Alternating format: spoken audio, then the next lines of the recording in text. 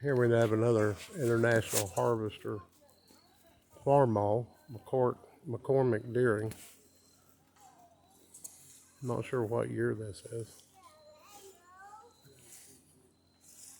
A lot of these tractors, like I said, ain't much more than an engine and wheels.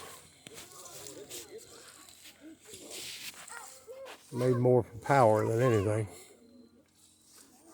Of course, engine like that's a gasoline engine.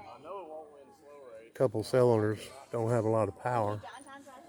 Nowadays they'll have a diesel engine that's smaller than that. That can pull 10 times what this thing could. Those tires are filled with water to make them heavy.